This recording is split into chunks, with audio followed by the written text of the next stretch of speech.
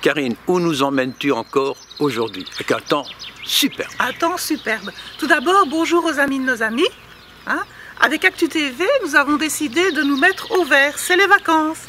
Presque, bah oui, voilà. Nous sommes à Montbliard, dans l'entité de Civry-Rance. Et bon, pourquoi Montbliard? Franchement, pourquoi Montbliard? Eh bien, dans les années 50, c'était l'époque où on commençait à voir le week-end, puisqu'on avait congé le samedi après-midi. Les gens avaient un petit peu de sous, donc cette époque-là, tout le monde travaillait. Et nos amis surréalistes ennuyés, dont Achille Chavet, parce que c'est quand même le but de notre visite aujourd'hui, ont trouvé une petite maisonnette en bordure d'un petit ruisseau et c'était super sympa et tous nos surréalistes ennuyés se donnaient rendez-vous ici. En fait, il faut savoir que Achille Chavet, qui est le personnage que l'on connaît, on connaît de lui les grandes lignes, c'est le peau-rouge qui ne voulait pas suivre la file indienne, c'est quand même le gars qui a dit « un jour je n'irai pas à l'académie », il l'a dit. Et donc Achille Chavet, avec quelques autres, donc Marcel Parfondry, et André Laurent ont fondé le groupe Rupture. Voilà. Et nous sommes ici parce que nous avons fait connaissance avec Willy Parfondry, qui est le fils de Marcel Parfondry. Et Willy a connu Chavet donc, quand il était tout petit. Physiquement. Physiquement, il a grandi avec Chavet. Il connaît plein de choses insolites au sujet de ce personnage-là. Et c'est toujours ces petits faits insolites que Actu TV recherche. Et nous les avons trouvés pour vous. Alors, Willy Parfondry, il faut quand même le dire, fils de Marcel Parfondry, un des fondateurs du groupe Rupture, avec Achille Chavet et André Laurent, 1934. Et Albert Ludé. Albert Ludé. Voilà, donc le surréalisme, c'est un mot que tu connais. Moi, je trouve qu'au fil du temps, ce mot-là s'est galvaudé. Maintenant, on entend à la télévision, pour un oui ou un non, quelqu'un qui pisse de travers, on va dire « Ah, c'est surréaliste ». Ce sont des gens qui étaient en rupture avec la société dans laquelle on vit. Des artistes se définissaient comme étant contre l'ordre établi qui impose des règles pour écrire. On doit respecter des alexandrins. Pour peindre, on doit respecter des perspectives. La libellule est un mammifère. Elle se nourrit d'éponges et de morceaux de bois. La libellule fait l'amour sur le toit de la trigonométrie. C'est une amie de l'agriculture. Artistiquement, esthétiquement, politiquement, moralement, intellectuellement, contester le système dans lequel on vivait. Ils contestaient. Ils ont explosé tout ça au nom de la liberté totale. Des gens en rupture. Et d'ailleurs, à la Louvière, en 1934, c'est bien le nom Rupture que le groupe prend pour... Au départ, ce groupe-là était politique. Est-ce qu'il était tellement littéraire ou... Au départ, on est dans le sillage des grandes grèves. La misère au borinage était dans la région du centre, en 1932, qu'il éclate des grèves à caractère insurrectionnel, vraiment. Et là, l'armée, la gendarmerie tirent dans la foule. Il y a des morts. J'avais un petit avocat qui des causes perdues. Oui, des causes perdues. Il défend des ouvriers. Au barreau de Mons, hein? Au barreau de Mons, oui. Ben, il n'est quasiment jamais payé, il ne gagne pas. Il va traîner la savate toute sa vie. Hein. Mais la Louvière, c'est un vase clos.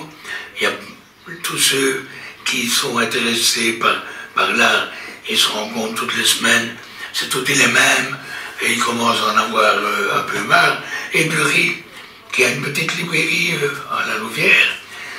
Et André Balthazar, qui est étudiant encore à l'ULB, en philologie romane, décide que là, on va aller trouver un coin à la campagne, prendre l'air le week-end. Ah ben pourquoi? C'est pas difficile. D'abord, on a congé le samedi après-midi maintenant.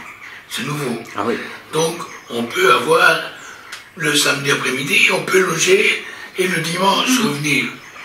Ben oui, il y a la loi Van der Velde en Belgique.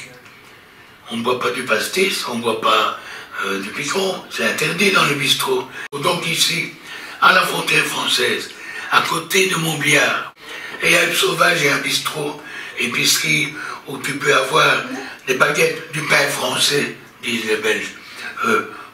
Bien sûr, le litre de rouge, pas cher, ils sont fauchés. Les litres avec des étoiles sur la bouteille et une capsule en plastique au-dessus. Le litre pas cher, qui fait des trous dans les chaussures quand on a malheur de pisser sur ses mains. Donc ils ont trouvé là un lieu dans un cadre absolument idyllique, d'une petite baraque qui loue pour 150 francs par mois. Lorsque l'on meurt en soi, l'invisible s'en vient, surgit de l'au-delà, prend possession des lieux, dépose quelquefois une aile de libellule sur nos lèvres fermées. Ils sont venus souvent ici alors? Alors ils venaient tous les week-ends. Des gens qui sont devenus célèbres par la suite. Hein? Un Paul Bury est mondialement connu. Pierre Alechinsky. Oui. Ah oui, Alechinsky. Oui. Alechinsky. Ensemble, nous allons tenter de consacrer de petites hosties à l'usage des animaux. De très petites hosties que nous irons déposer en secret par les chemins de notre amour, de notre inquiétude indéracinable sur la langue merveilleuse des crapauds. Donc Achille Chavez, agitateur politique, il est allé en Espagne. Comment est-ce qu'il est allé en Espagne? Pourquoi? Qu'est-ce qui s'est passé en Espagne? Il y a en Belgique un front littéraire gauche qui regroupe avec quelques sparks, avec Plisny, une tentative de regrouper tous les écrivains de gauche pour faire un front contre la montée du fascisme. On est en 36, et dans le sillage de ça, la guerre d'Espagne se déclare. Et pour être conséquent avec ses engagements, et Chavez étant à l'époque conséquent, il part combattre avec les brigades internationales en Espagne. En Espagne? En Espagne. A-t-il eu du sang sur les mains? Non, il a toujours, lui, nié absolument n'avoir jamais eu de sang sur les mains, ni lui, ni d'autres compagnons qui étaient en Espagne là-dessus. Mais il y a eu un déferlement à l'époque réelle, le mouvement rexiste et toute la droite catholique bien pensante, qui trouvait là une occasion de dire oui, on l'a, à l'époque, la presse disait le boucher d'Albacete. Bon, en fait, il n'y a jamais eu aucune preuve qui a pu être réunie. Mais d'autant plus curieux que ce qu'on lui reproche, c'est d'avoir assassiné des communistes.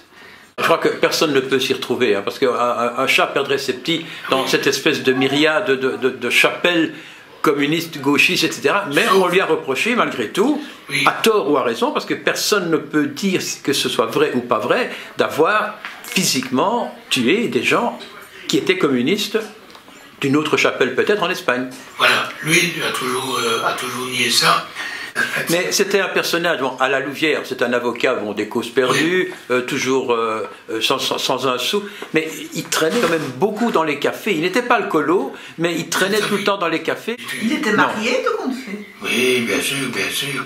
Et comment Simone a servi de garde-fou, parce qu'à la période où on a commencé à voir ce qu'on appelait les bandits manchots, tu sais, les jeux d'argent dans les bistrots. Oui. Il est tombé là-dedans. Ben, il joue au poker, hein. Et puis quand il y a eu ça dans les cafés... Donc sa femme venait le chercher au café. Ah oui, elle venait, Simone venait le chercher au café du bassin. Et étant à tout jamais lié, de par mes gestes oubliés, par le fruit même de mes paroles, et par ma force, et par ma peur. Ah, laissez-moi mourir, exactement seul. Cela représente ma solitude, cela représente mon drame, cela représente mon destin. Bien sûr, ce poème n'a pas de titre. C'est un pauvre petit poème de 4 vers. Et c'est moi. C'est moi. Alors que je vais mourir. Et je sais bien que c'est moi. Alors que je vais mourir.